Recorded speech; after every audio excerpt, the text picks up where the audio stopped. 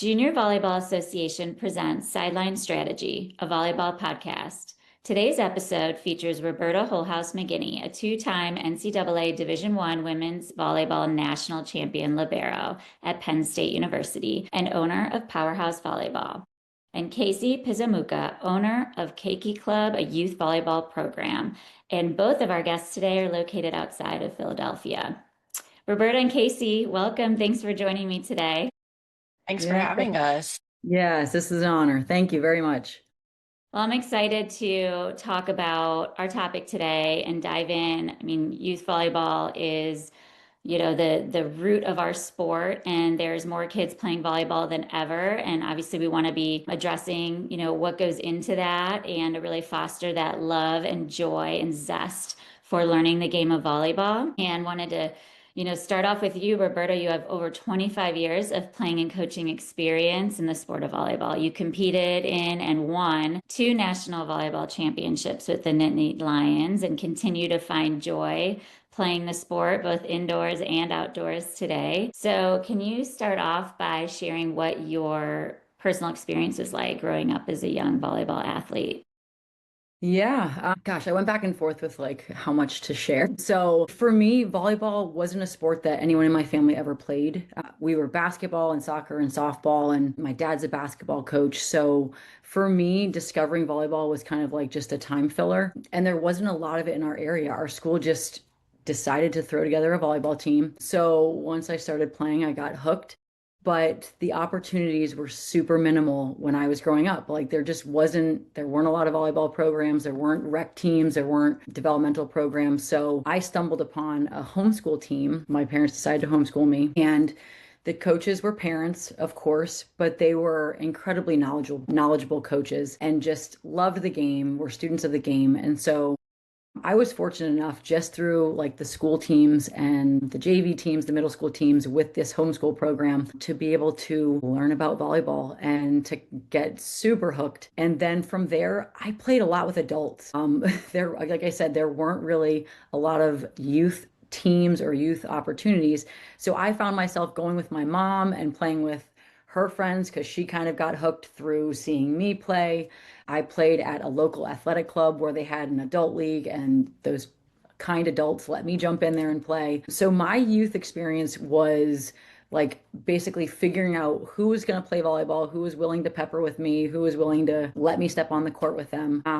And I just found a love for the game through that. And that was just kind of like my initial interaction with the sport. And then once I got into club, 14U, I started club. I had incredibly intense, but intentional coaches that really focused on the foundations of the game, focused on the process over the results.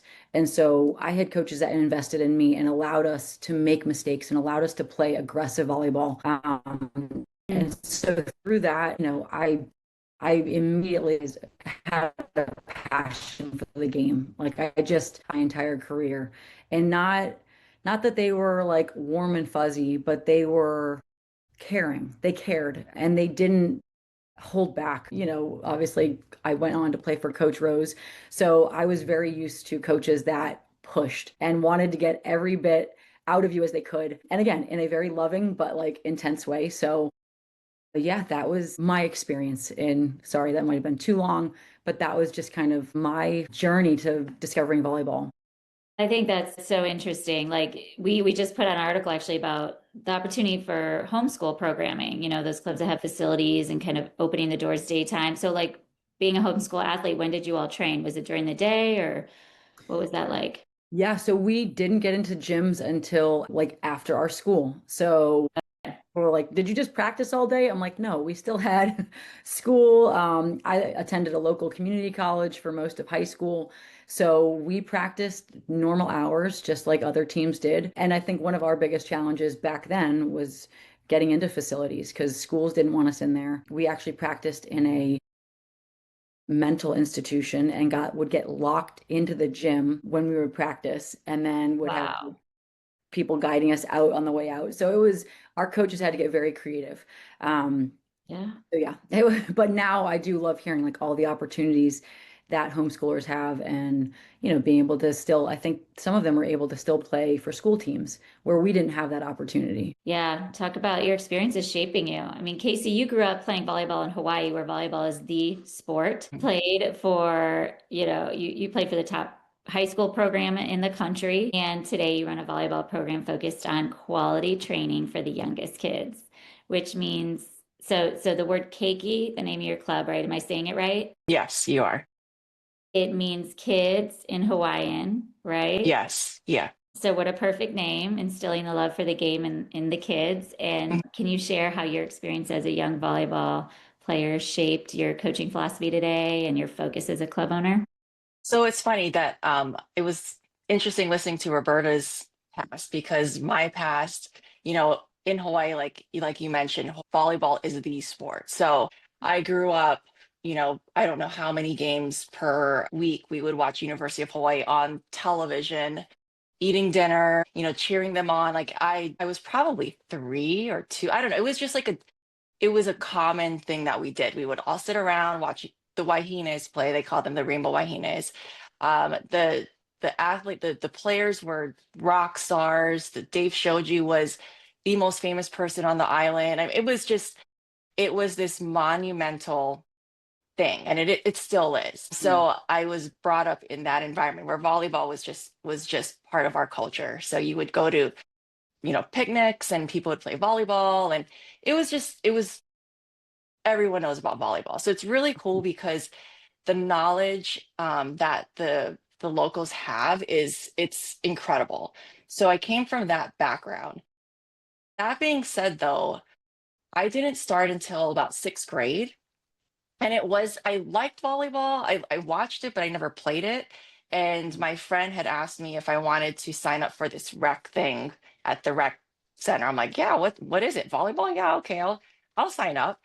And I remember the first day, we had like white volley lights, and it was at this rec center. And I just remember passing my first ball, and I'm like, oh my gosh, this is the best sport ever. And you just get hooked. Like, what is this? This is amazing. And so the nice thing is, since I had the knowledge of what volleyball looked like, how it's played, I could figure out, okay, this is how I pass. This is why I'm setting. So I had that knowledge coming into it. I didn't have obviously the training yet. From that point, I mean, the love just kept growing and I was addicted. And I didn't start heavy training until so I started my 6th grade year. 7th grade, my dad took me to the University of Hawaii volleyball camp. He signed me up. I'm like, oh my gosh, I get to meet all the volleyball players. And I learned so much in those, I think it was like 3 or 4 days. So much, just like the technical aspect. And I got hooked. And from that point, I went to a University of Hawaii volleyball game, and Dave Shoji randomly saw me in the parking lot and was like, "Hey, your camp's here at camp. Why don't you try out for our club?" I'm like, "Oh my gosh, Dave remembers me." And I remember feeling like I was 7th grade, like, I can't believe it. I need You to made try it. out Yeah. and tried out. And from that point on, I was a part of their volleyball club, where it was incredible because he was the director. At that time, Howard Wallace was the assistant coach for University of Hawaii. So he went on to coach for Creighton for a while with Kerry Walsh. And then just from that point, like, all of our coaches were the assistant coaches, or they were the volunteer coaches. And now when you look at where they are now, they're very accomplished. And you don't realize that when you're younger, you just surrounded. And all of the players we played with, we were just around just a lot of grassroots volleyball. Like, Lindsey Berg's dad was my coach. Or it was now when you step back, you're like, wow, we really had just this like wealth of knowledge. It didn't feel like, the great thing is, it didn't feel like people had to prove, like, the coaches didn't have to prove themselves to each other. It was like, we're all in it together, we're all having fun. They taught a lot about the IQ of the game. And I'm a big believer in 6 rotation players, and that's what they pushed. It's like, we set, we hit, we played defense, and it was never specialized. Like, yes, I played middle for a couple of years, and then I did this or I did that, but we were just a bunch of athletes that did what our team needed. And I think that's what is missing. So I think that's what's missing. And I don't know if it's because I am from Hawaii, where That's what we're used to. When I moved to the East Coast, I took years off because I had kids and all that stuff. And then when I got back into the volleyball world on the East Coast, I'm like, oh my gosh, the middles aren't even in the drills with the outs, or they're not even doing any passing drill. The middles are just on the side, and the DSs are on the side, not even in the drill, peppering. And it was mind-boggling because I'm like, what's happening? Like, I don't, why is everyone not doing the same drill? And I got some pushback when I had said, well, why aren't the middles passing? Why, and the players would even push back and say, I'd say, okay, let's go. We're doing the setting drill. We're setting. And the middles would say, well, I don't set, I'm a middle. And I would be like, Where's the I don't care if you're a middle, like you need to see. So it is very eye-opening, and I still feel like that's the case. And I keep telling my players, whether they're, first grade or 12th graders, I'm like, you need to put as many tools in your toolbox. Like you need to learn. You never know what you're gonna have to pull out. So that's what, when I run, whether it's the little kids or the high school kids, we're always doing ball control. And it's so important that they learn not just, okay, this is what you do to pass, but this is how you pass properly. This is how you move properly. So we're finally, seeing the result in my local area of like the quality of the players. So, Case, let's jump into that because, like, Yeah. you two cross paths. You're both from different parts of the country. Penn State alum, Rutgers alum. How did you two meet? And can you talk about, how you're working together today, Roberta? Case, sure, I got you. So Casey's daughter came to play for us at the club that I was running 3 years ago, I think. Yeah, Was 3, I probably with us guess at 12, 4, something like that. Yeah, 4 she was four 12. years Yeah. ago. Um, and of course, in walks this beautiful Hawaiian, tall, athletic-looking mom, and I'm like, oh, geez, she knows what she's talking about. All right, we got to make sure that we show her a good representation of what our club does. But she is the most kind, humble person I've ever met, especially as someone who is as knowledgeable as she is. And she trusted her daughter with us for a couple of years. And I think once she moved up to 13s, is when I really got to know Casey because she played for another woman who works with us, Kathy Arno, who we have now collaborated and actually started a little club together. That's a side point. But I really got to know Casey when I was coaching 14s and Kathy was coaching her daughter at 13s, and just really figured out like we have so much in common with how we view the game, how we think the game is supposed to be trained, what our area really does need. And just from there, we kind of started a relationship. And then I was fortunate enough to kind of go and work with one of her Keiki Club programs last year and just learn under her and really see how she trains these younger kids and how she gets them excited for the game. And it's cool. So that's kind of where like our relationship started and has grown, and just organically these opportunities have been kind of put in front of us to continue growing the sport the way that we want to grow it. We're both moms, and I guess all three of us are moms. We're all in different stages of life with our kids, but we just have fallen in love with working together and knowing that we are all speaking the same language and have the same goals for every gym that we walk into. Yeah, and it's with Roberta saying, it's funny because when my daughter tried out for the club that Roberta was a director for, I've heard of Roberta, it's big name, and because I used to coach club before my daughter played, and I always felt like, my gosh, like how would my daughter ever make this club?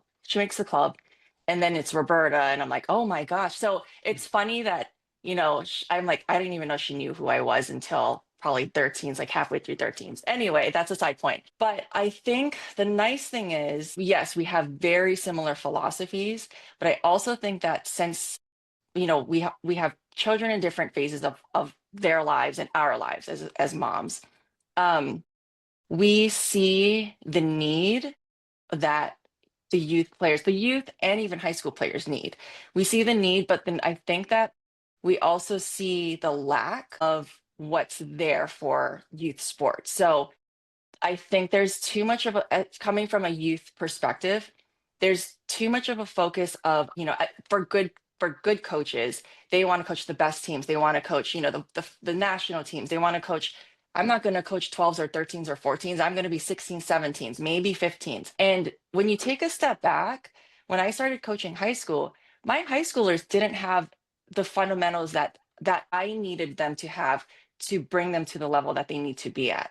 So when my first 2 years coaching high school, I have all these drills in mind and they couldn't even execute a simple drill because they didn't have the fundamentals. And it was funny because the Keiki Club kids had those skills and I'm like, what's going on here? Like, why are they not learning these things? But I guess when I go back to when we look at it, it's about you want quality coaches that have patience and that actually care and they can put their ego aside Mm. and really train these younger kids. And I think that that's what the disconnect is.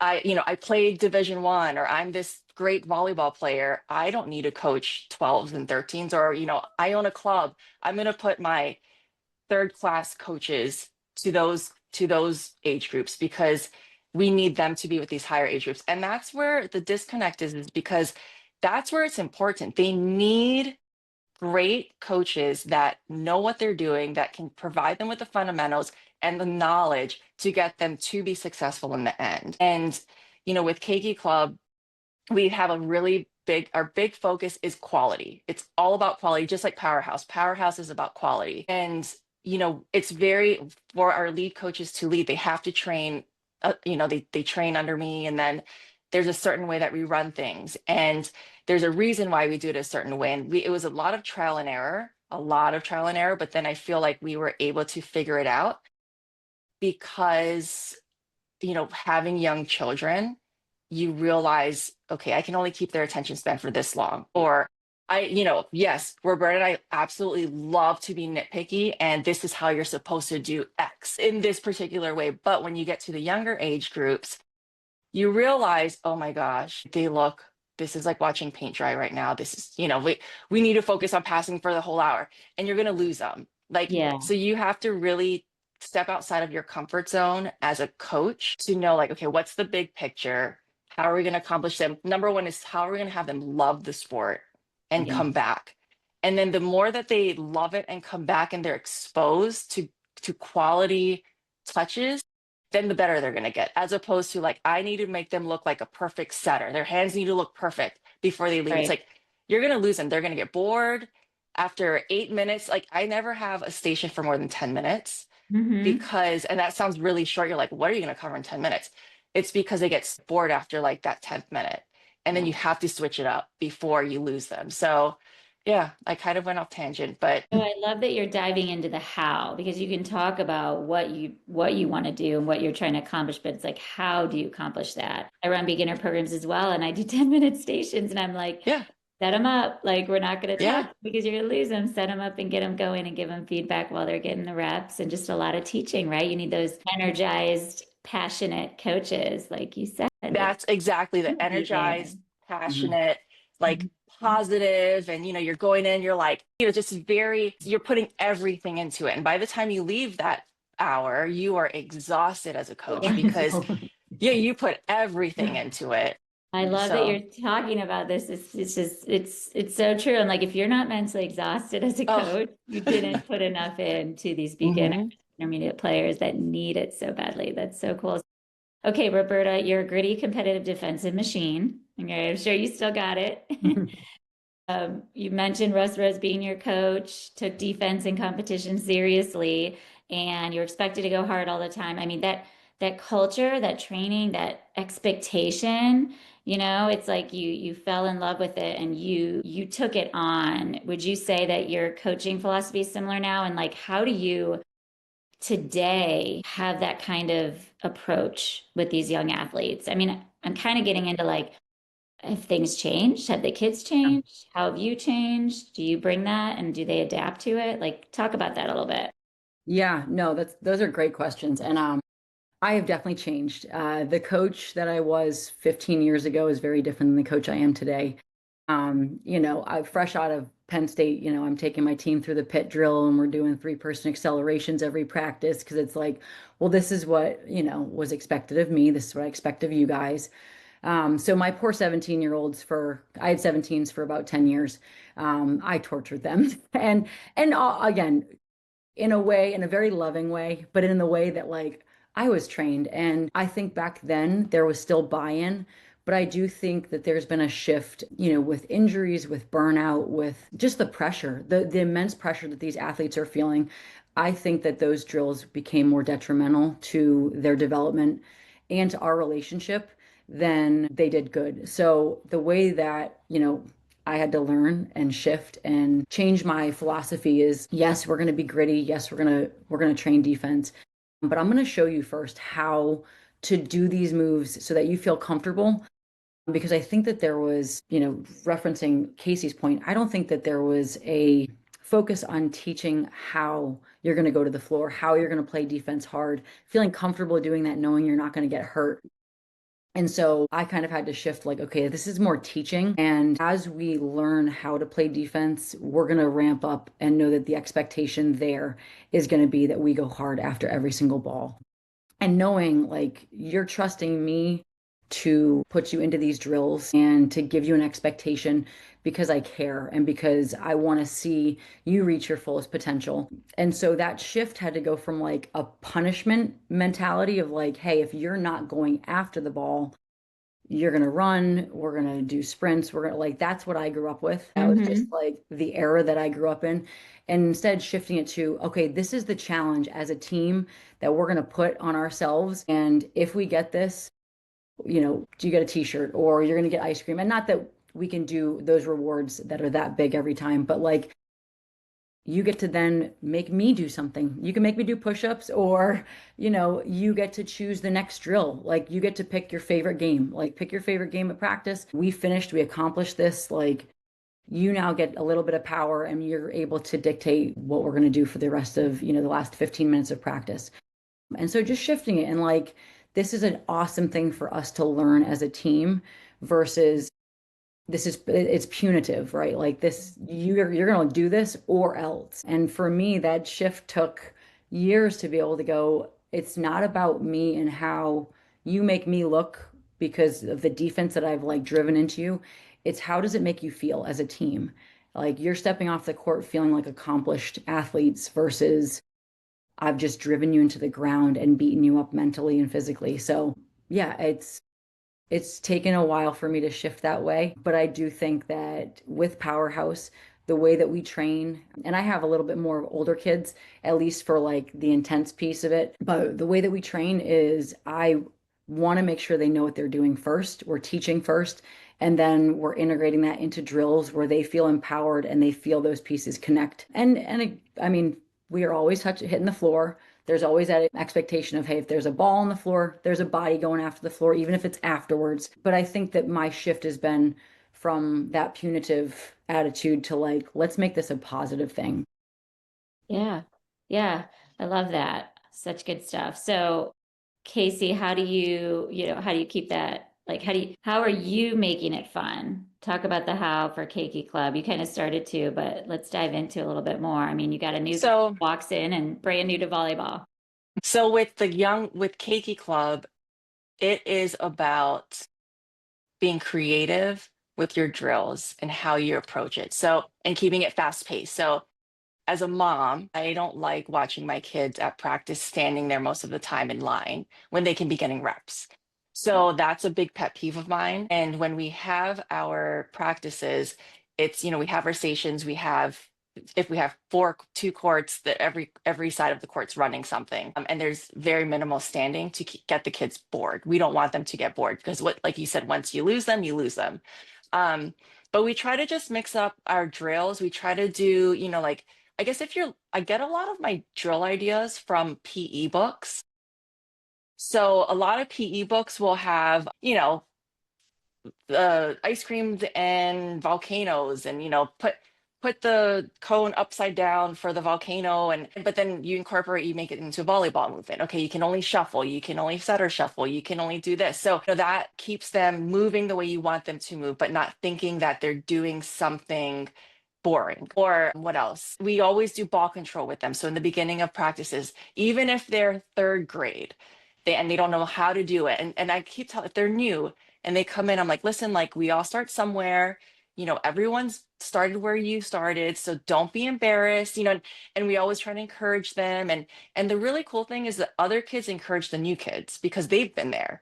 And that's really cool when you see that. They're like, good job, like you can do it. But we'll do ball control, like we do self ball control, and we'll modify it for the real beginners, but they're still doing it. Yes, they'll be unsuccessful, but they can see their growth every week that they come in. Another big thing that we do is we praise a lot of being a teammate, being a good teammate. So yes, you want to serve the ball over the net. Yes, you want to set the ball, whatever.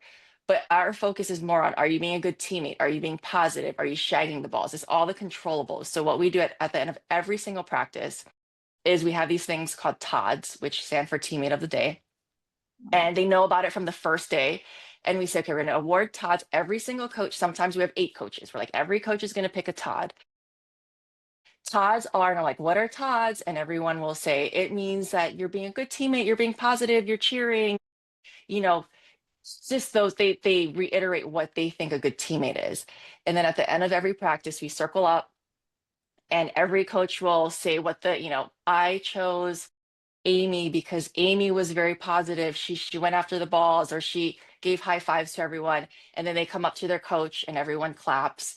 And then at the end, we take a Todd picture and we post it on our social media because they like to see it every Friday, and they get a Hydro Flask sticker, which it's really cute because a lot of people that keep coming back to us, their water bottle will be filled with their Todd stickers.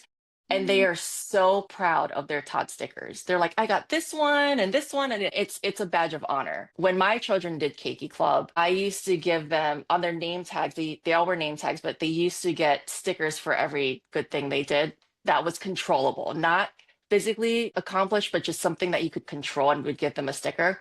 My own children would collect their name tags and put it on their bunk bed and show me how many stickers they earned from being a good teammate. So just little things like that, where even those that aren't great athletes, they're still pushing themselves, they're getting out of their comfort zone, they're accomplishing something, and they can see they're it's like for the greater good. But that's the big thing with Keiki Club. It's just about like lifting everyone up, lifting up. But on top of that, though, it doesn't mean that you're lessening the quality of contacts. So we'll have some players that come in and they cannot serve the ball. They're at the 3-foot line and they're trying to serve the ball over the, and they just cannot serve the ball over the net.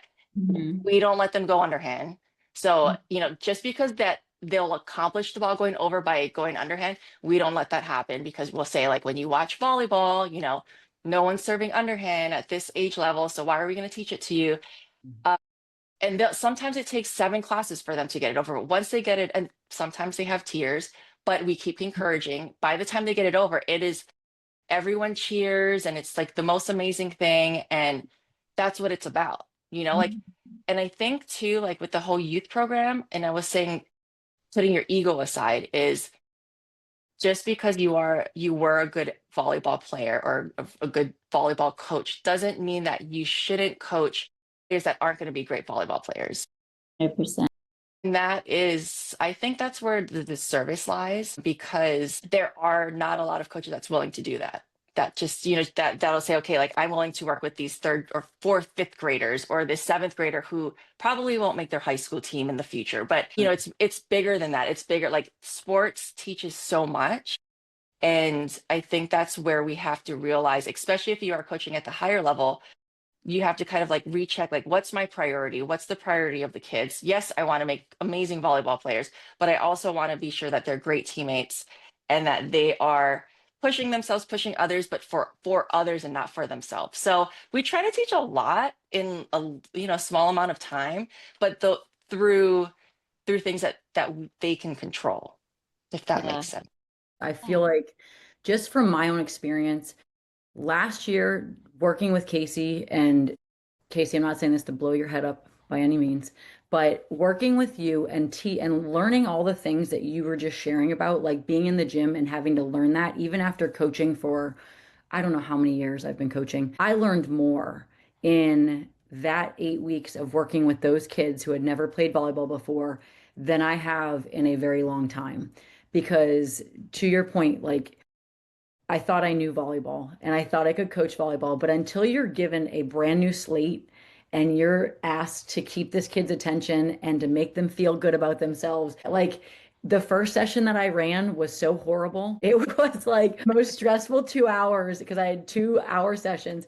And then just having to like honestly learn all of these things and all these little nuances that you don't have to learn when you're given kids that know how to pass that hit. So I would just challenge any coach that wants to get better at coaching to go coach a bunch of third through fifth graders or a bunch of sixth or eighth graders that have never played volleyball before because it just taught me so much. So Yeah, that's it. I'm glad you brought up, the learning part and, adapting. Even when you've been coaching for a long time, you can always pick up on new things. So for clubs that are trying to figure out how to improve their grassroots program, how to start a grassroots program and get kids in at the younger ages, Casey, what would you recommend to them, when it comes to like the time of your, how long are you training for? What's your ratio? You mentioned having, a certain type of coaches. How much do you demo? Can you give some like pointers for these clubs that want to make it better? With the, if you're, so we break up our classes from K to 2, grades K to 2, 3 to 5, and then 6 through 8. And we've played around with those age groups, like as far as how we divide them. And, we don't have our own gym, so we have to, go by what the schedule that we can get. But we find that that's a good age group for us. If I had, if we had in a perfect world, if I could have my own schedule and not work around basketball, it would be K to maybe like K to 1, 2 to 3, 4, 5, and then maybe 5, 6, or 7, 8. But that's in a perfect world. And that's very hard to do. But those are the age groups. The ratio, I always try to keep no more than 6 players to a coach. I just think that especially with the beginners, you're gonna lose, it won't be a quality experience. And that's what, we could have the classes be very large and make more money, but that's not what it's about. It's about what's your product, what's your goal, and you want to be sure. If I have to get 7 players to a coach, then I'll do that, but I'm really uncomfortable doing that. So I would say that's the ratio. As far as the K to 2 kids, I would say the ratio is even smaller. If I don't like classes more than 14 for K to 2, but I'll have 4 coaches there because it's a lot of fun. It's a lot with the K to 2 kids. Yeah. And so with the stations, a 10-minute station is too long for them. I mean, we have stations all over the place. They're running but it is so much fun to see them. And when they come to the grades 3 to 5, they have the skills that they need. And so that, that's with that age group, I guess, with the age division. I would say if I feel like with youth sports or just volleyball in general, people are specializing much too early. And it's a double-edged sword because yes, to make even your middle school team, you have to have at this point, you have to have played club probably. And, you have to there's a lot of club players that aren't even making middle school. What I think needs to be done if clubs are trying to look for the younger age groups and get them started is I don't think it should be very intense. I still think they should play lacrosse, they should play basketball, they should dance, whatever they want to do. I think that we do 1 practice a week for our clinics, and they're an hour each. I tried an hour and a half, I tried an hour 15. I think an hour 15 might be good, but I feel like with grades K to 2 and 3 to 5, I think an hour is fine. And that's where you have to go with the mentality of, okay, I'm not going to make amazing DSs and they're going to have perfect form. I'm going to expose them to this sport and they're going to have fun. And, the last 15 minutes, 12, 15 minutes, we try to get them to play, whether it's structured play or it's usually structured play, but they can see how everything's being incorporated.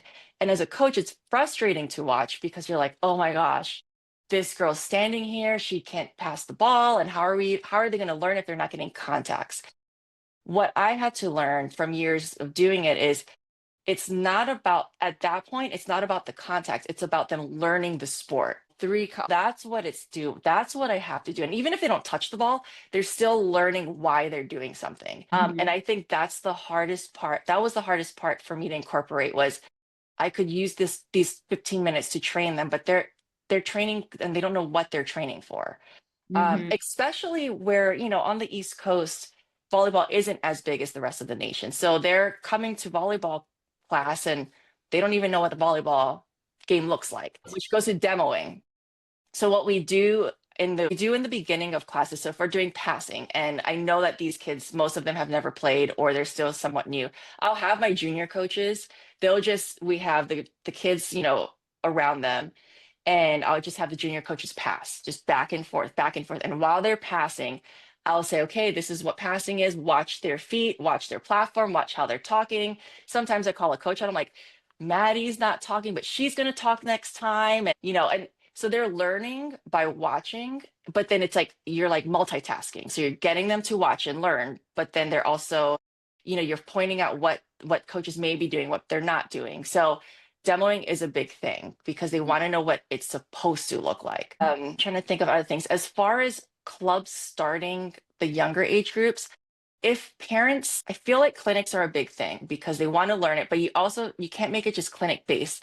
So if we have an 8-week clinic, at for the mid-season and end of season, we have scrimmages where they all scrimmage each other. So we put them Okay. into teams and they name their teams and they stay in that team for that, mid-season and end of season. So they're working towards something. So, you always trying to make it even. So you put like the better players with the less experienced players. So it's somewhat even. And they, with the younger grades, we'll have them sometimes I'll do, okay, first rotation around, first serve can be a mistake. And then after that, it has to go in or else the point will go to the next side. You can also modify and say, okay, you get 3 chances. Like if it's a really young kids, you get 3 chances to get it over. So at least they don't feel the pressure, but they feel like they can make a mistake and not feel like a failure. Um, Hmm.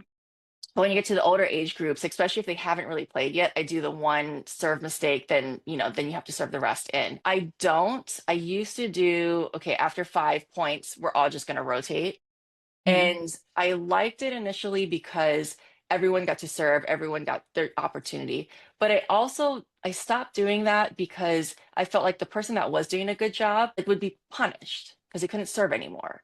So what we do now is if they're getting aces, I just move. I'm like, okay, now start jump floating. Let's jump float. Let's serve to Yeah. this zone. Let's do, and they'll look at you like, what? But you're still asking them to Mm. perform without punishing them by not serving, but you're asking more of them. And it works because then they're like, wow, I just did that. That was awesome. Or they make a mistake and then everyone can rotate. As far as competition wise, if they decide like, I actually like volleyball, I want to take it to the next level. However, travel is just much too, you go from like nothing to everything.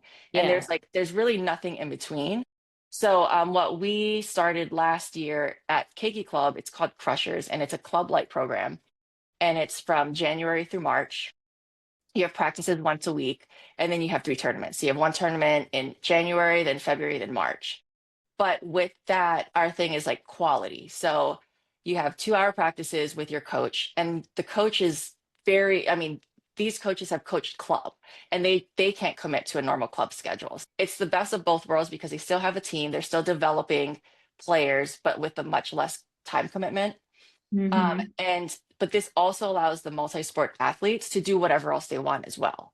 So that's been really like we weren't sure if it was gonna be popular or what it was gonna look like. And last year we didn't have trials. We just kind of opened it up because we didn't know who was gonna sign up. And it filled so quickly because that's what everyone was looking for.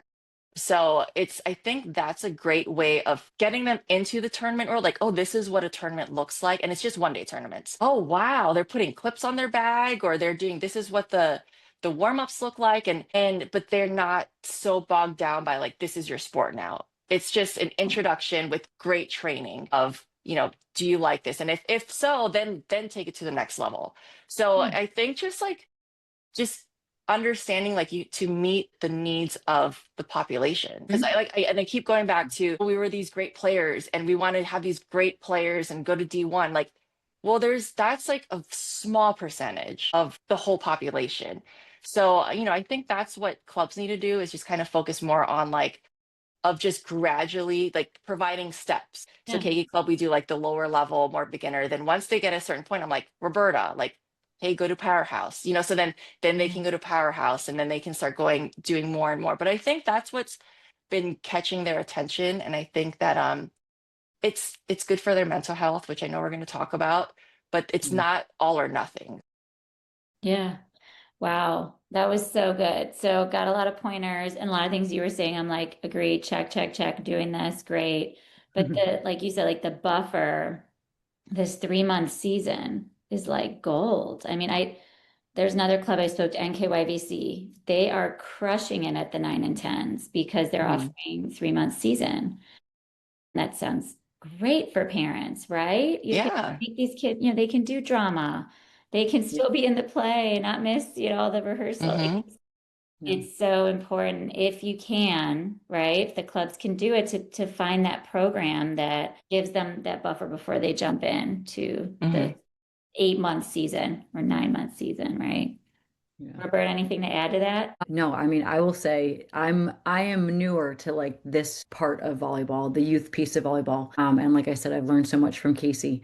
But for me, what was the most daunting in learning all of this was how to put together a plan and just having like a format. And so I know Casey spoke to this about like she started off with ball control and then she went to the stations and then she finished with play. So I think that was super important for me to see like what does an hour look like and how am I maximizing my time and minimizing my transitions. And Yeah, so I think for me, and like when I started my own little program up at my daughter's school, having a consistent, like the kids have an expectation when they come into each training, like this is the routine that we're going through, and we're sticking with this routine so that that time, like I'm like Casey, I don't want us standing around. I don't like downtime. Like they know what to expect when they come in there. That was super helpful for me and keeping things organized. And then also being able to like substitute in, okay, we're going to do something different for ball control, but it's always our ball control time. Like this first 10 minutes, it's always ball control. The next 15 minutes, it's always serving, but it's something with serving that we're going to like rotate, whether we'll do the jump floating footwork or whatever it is. So that for me was very helpful in seeing the just the structure of what an hour looks like.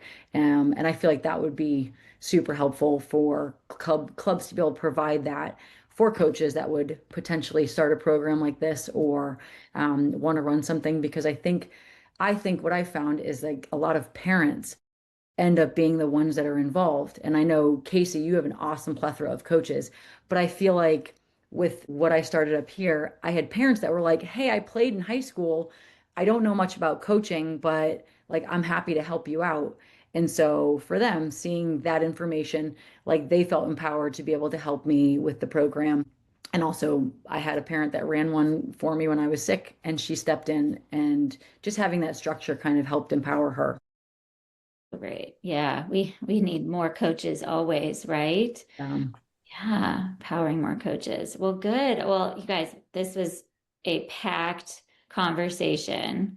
I know we could probably sit here and talk for another 2, 3 hours about this topic and more, but I think we're gonna end our chat today with, a lot of takeaways for those listening in that are interested in starting their own program, want to make their current program better, want to learn how to make their players love the sport more and be all around six rotation players. So thank you so much for sharing so much of your insight and personal experience and how you're shaping these youth athletes in the Philadelphia area. You both are doing amazing things, and we're so thankful that you are impacting all these lives and are part of the JVA community. So thank you both. Thanks for having us. Yeah, thank you. It really is an honor, and I'm so thankful for what JVA provides for us as well. So thank you guys for what you're doing. Thank you. And we are going to go ahead and sign off. You guys have a great rest of your day, and we'll talk to you soon. Thank you so much. Thanks. Bye. Bye.